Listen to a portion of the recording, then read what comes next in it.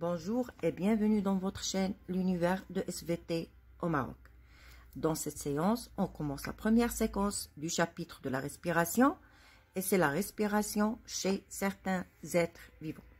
إذا في هذا الفيديو إن شاء الله غادي نشوفوا المقطع الأول من درس التنفس اللي هو التنفس عند بعض الكائنات الحية. Alors, dans cette séquence, on veut mettre en évidence les échanges gazeux et respiratoires chez l'homme, les animaux et aussi les végétaux. إذا في هذا المقطع غادي نحاولوا ما أمكن نكشفوا عن التبادلات الغازية التنفسية عند الإنسان، عند بعض الحيوانات وأيضا عند النباتات الخضراء. Je commence par je pose le problème. Les êtres vivants occupent différents milieux, le milieu aquatique, le milieu terrestre.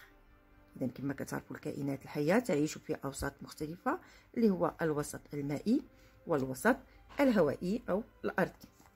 L'homme et les autres animaux respirent.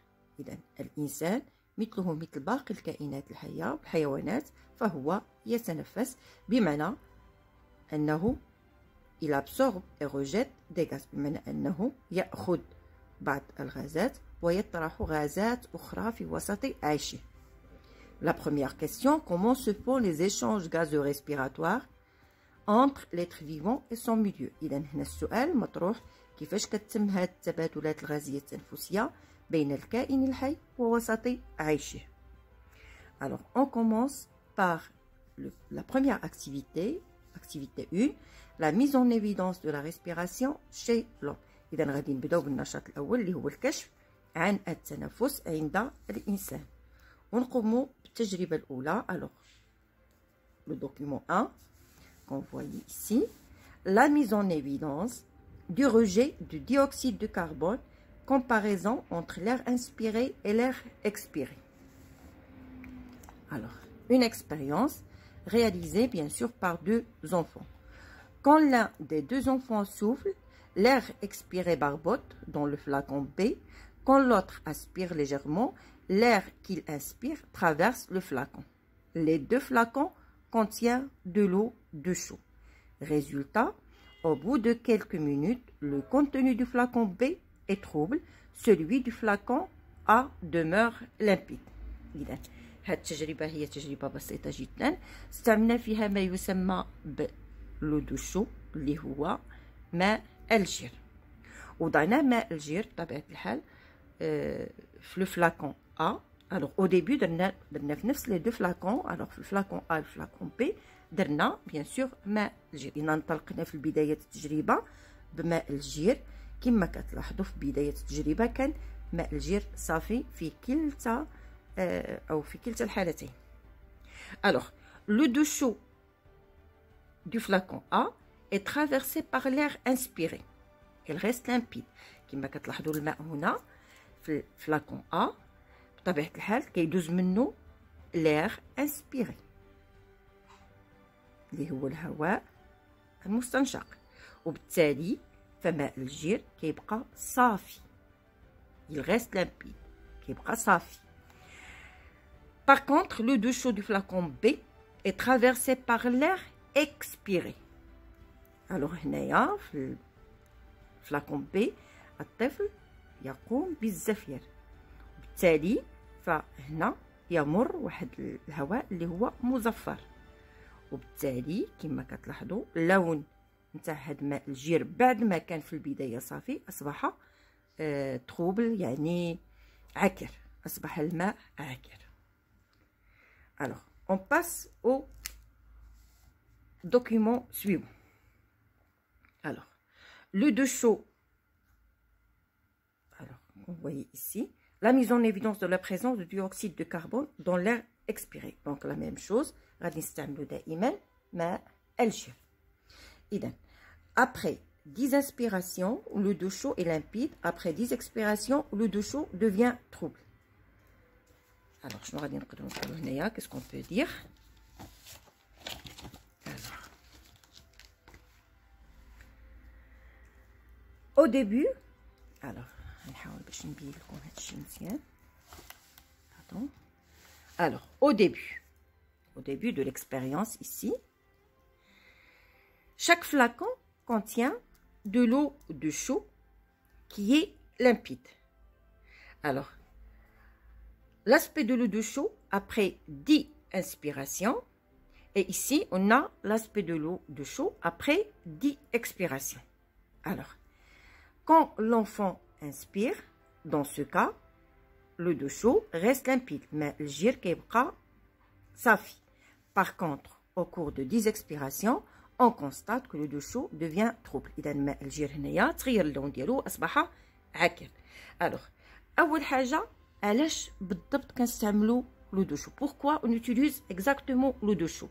Alors, ce que vous devez savoir, c'est que l'eau de chaud, c'est un réactif qui présente un trouble blanc en présence de dioxyde de carbone. بمعنى أن ماء الجير هو واحد الكاشف اللي كيبيننا عن وجود غاز ثنائي أكسيد الكربون، وبالتالي فهو بوجود هذا الغاز يتغير لونه وكيصبح عكر. Alors, après le document 3, une autre expérience. Cette expérience, on va mettre en évidence la présence, bien sûr, de dioxygène, mais cette fois-ci dans l'air inspiré. إذا في هذه التجربة غادي نثبتوا عن وجود ما يسمى بغاز الأكسجين أو ثنائي الأكسجين في الهواء بطبيعة الحال المستنشق. Alors, l'expérience elle est simple. Ici, on va utiliser l'appareil qu'on appelle l'oxymètre. Alors, tout d'abord, qu'est-ce que l'oxymètre? L'oxymètre, c'est un instrument qui mesure la teneur en dioxygène contenue dans un milieu. La définition, il faut l'apprendre. إذا شنو قلت على l'oxymètre؟ هو واحد l'appareil، هو واحد الآلة اللي كنقدروا نحسبوا بها كمية الأكسجين في الوسط. Alors, ici, l'expérience elle est simple. Alors, généralement, un enfant, on lui demande de respirer dans un masque relié directement à une sonde.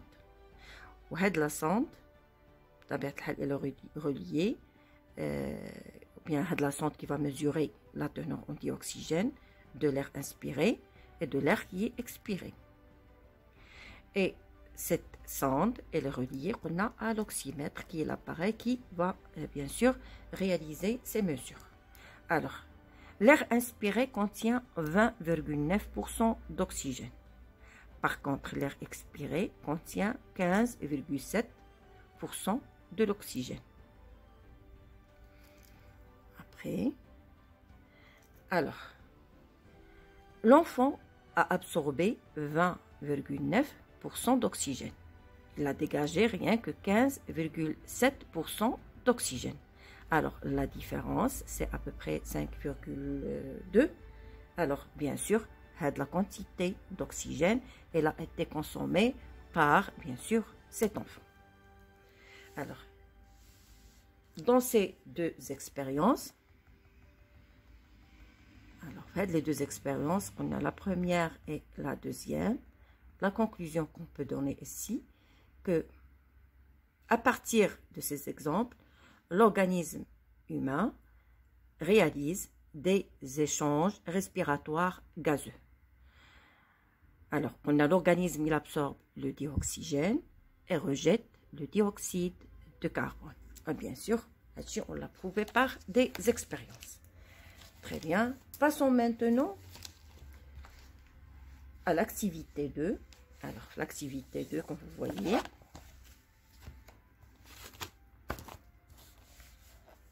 alors l'activité 2, pardon, la mise en évidence de la respiration chez les animaux et les végétaux. إذا في هذا النشاط غادي نقوموا بالكشف عن التنفس عند الحيوانات والنباتات. إذا كمثال لحيوان غادي ناخذوا السمكة التي تعيش في الوسط المائي، وغادي ناخذوا نباتات، وغادي ناخذوا عينة من النبات بطبيعة الحال العدس. Alors, je commence par chez un animal, le poisson.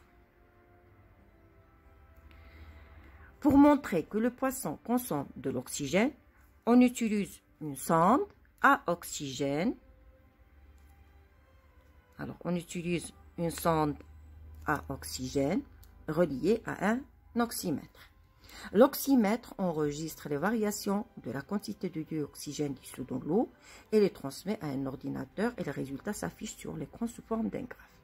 إذا لهذا الغرض أو لهذه التجربة غادي ناخدو باش نأكدوا على أن هنالك تبادل تنفسي غازي ما بين السمكة والماء.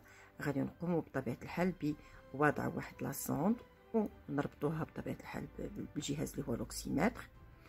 بعد ذلك هذا الأوكسيمتر غادي يعطينا تغير كمية الأكسجين المذاب في الماء وغادي يعطينا على شكل بطبيعة الحال ان غراف et les résultats s'affichent sur l'écran. وبالتالي في النتائج غادي نشوفوها على شاشة هاد الآلة ولا هاد الأوكسيمتر.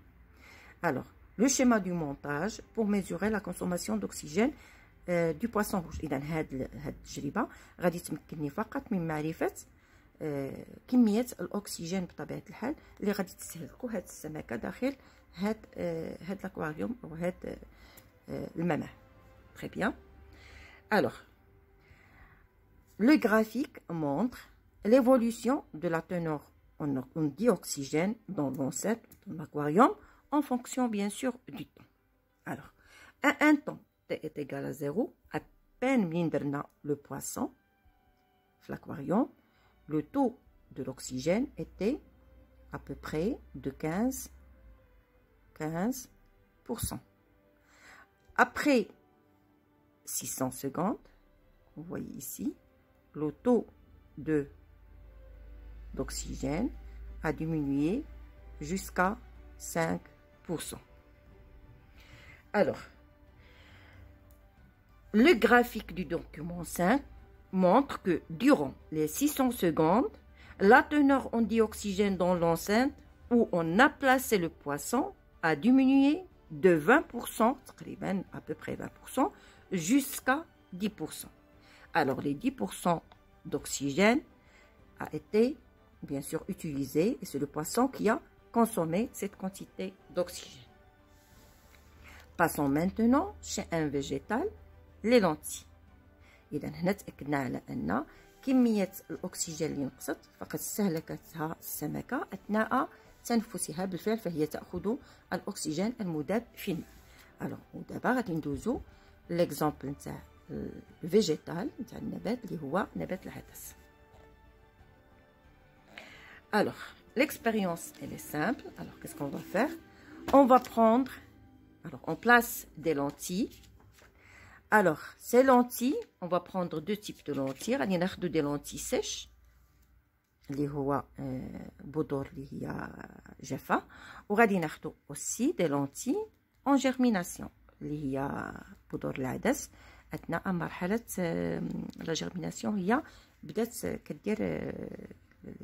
كتنبت. Très bien. Alors, on place des lentilles sèches et des lentilles en germination dans deux types de verres et contenant de l'eau de chaux. إذا غادي ناخدو ونوضعو هاد العدس هاد حبة العدس. إذا في واحد لو مونتاج اكسبيريمونتال هنا غادي نحاولو نديرو اون غري بحال الشكل نتاع الشبكة باش العدس يبقى ثابت في هاد الأماكن. لاحظوا معايا أننا درنا واحد ليكسبيريونس اللي هي فارغة ما درنا فيها حتى شي حاجة وهاد لي زيكسبيريونس كنديروهم عادة باش نديرو بهم كنديرو مقارنة نتائج نتاع التجارب الأخرى. وهاد التجارب هذه كتسمى تجربة الشهيد. et ces expériences اللي كنديرو بهاد الطريقة ce sont des expériences témoins. Alors, le résultat, après 1 heure environ, l'eau de chaux est limpide dans le tube A, alors que dans le tube B, elle est trouble. Alors, ici, on veut mettre en évidence le dégagement de dioxyde de carbone par les lentilles. بغينا نشوفوا أو نثبتوا على أن هاد النبات العدس اللي هو en germination أثناء مرحلة الإنبات هاد العدس يقوم بطرح ثنائي أكسيد الكربون. Alors, on place les lentilles sèches et les lentilles en germination dans deux tubes à essai, bien de deux tubes en verre et contenant de l'eau de chaux. وسبق لي عرفتكم على أن ماء الجير لو دو شو c'est un réactif qui bien sûr devient trouble en présence du CO2. Alors, après 1 heure environ, l'eau de chaud est limpide dans le tube A. Alors, ماء الجير كيبقى صافي في A, الإناء A. Par contre, il devient trouble dans B. في حين أنه غادي يولي عاكر في B. إذا شنو غادي نقدروا نقولوا هنايا؟ Alors, le flacon B montre que les lentilles libèrent le CO2. Et c'est le CO2 libéré, bien sûr, qui fait que l'eau de chaud devient trouble. Par contre, ici, les lentilles sèches ne dégagent pas le CO2 et par la suite, A reste limpide. Ici aussi, on constate que le niveau de l'eau jaune a augmenté. Alors ici, لاحظوا معايا. Alors هنا مستوى الماء هاد لو كولوري اللي هو الماء الملون قد صعد في هاد الأنبوب. وبطبيعة الحال on a aussi des gouttelettes en eau. Alors صعود هاد الماء يعني أن هنا في الحقيقة راه هنالك هواء، وبالتالي في الهواء اللي كاين هنا قد استعمل من طرف هاد العدس اللي هو en germination. Alors لاحظوا معايا. Alors ici on a le niveau de l'eau reste le même. Par contre ici le niveau de l'eau a augmenté. C'est la preuve que les lentilles en germination ont consommé de l'air qui est présent dans ce tube. Donc ici l'expérience a mis en évidence que les lentilles en germination dégagent le CO2. Alors, les définitions à retenir ici, que la respiration consiste à absorber du dioxygène et à rejeter du dioxyde de carbone. إذن التنفس ما هي إلا التنفس هي عبارة عن أخذ الأكسجين وطرح ثنائي أكسيد الكربون. Et n'oubliez pas bien sûr d'apprendre l'eau de chaud. J'ai dit que c'est un réactif qui met en évidence, alors j'ai dit qui présente plutôt un trouble blanc en présence du dioxyde de carbone, et c'est deux définitions à apprendre par cœur. Alors ما تنساوش خصكم تحفظوا معنا التنفس اللي هو التنفس هو عبارة عن أخذ الأكسجين من وسط العيش وطرح ثنائي أكسيد الكربون، في حين أن ماء الجير قلنا خصكم تحفظوا أيضا لا ديفينيسيون تاع ماء الجير. وما تنساوش على أن ماء الجير ما هو إلا كاشف يكشف لنا عن وجود ثنائي أكسيد الكربون. ألوغ حتى لهنا غادي نسالي لا سونس ديالي، et à la prochaine vidéo.